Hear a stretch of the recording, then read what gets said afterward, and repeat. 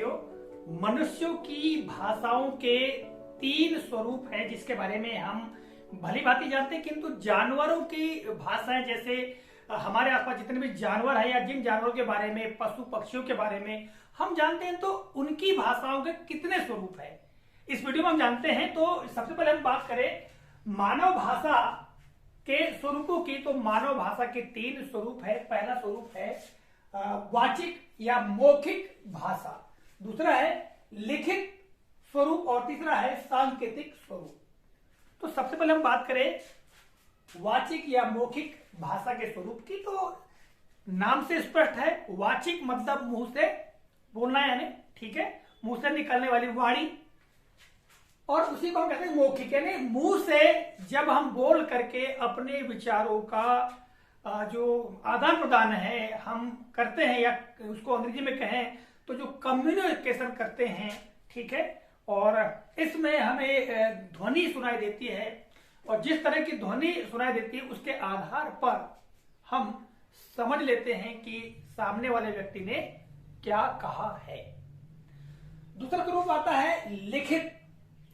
तो जो लिखित स्वरूप है भाषा का, जिसे कि लिखा जा सकता है और पढ़ा जा सकता है, यानी यदि किसी व्यक्ति को अपने विचारों को प्रकट करना है तो वह लिख करके उसको प्रकट करता है, और उसी लिखी हुई बात को जब किसी को समझना होता है, ग्रहण करना होता है, तो उसको पढ़ करके क्या करता है, ग्रहण कर लेता है, समझ लेता है।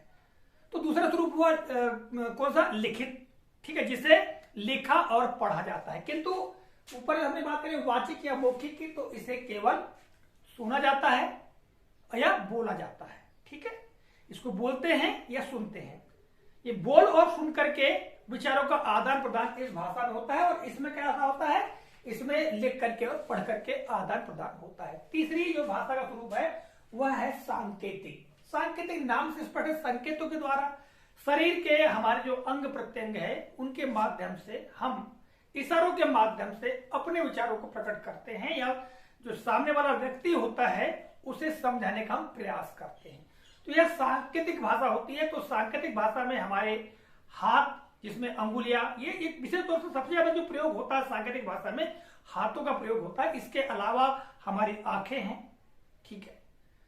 तो हमारे जो शरीर के जितने भी अंग प्रत्यंग हैं, जैसे सिर की बात करें तो यदि हम ऐसा कर रहे हैं इसका भी मतलब एक आशा है, या ऐसा कर रहे हैं तो इसका भी एक आशा है। तो इस तरह से हमारे शरीर के अंग प्रत्यंगों के माध्यम से जब हम संकेतों के माध्यम से, इशारों के माध्यम से समझाने का प्रयास करते हैं, तो इसे हम कहते हैं सांकेतिक भाषा। तो मानव भाषा के 3 स्वरूप है, पहला वाचिक अर्थात मौखिक, दूसरा है लिखित, तीसरा है सांकेतिक।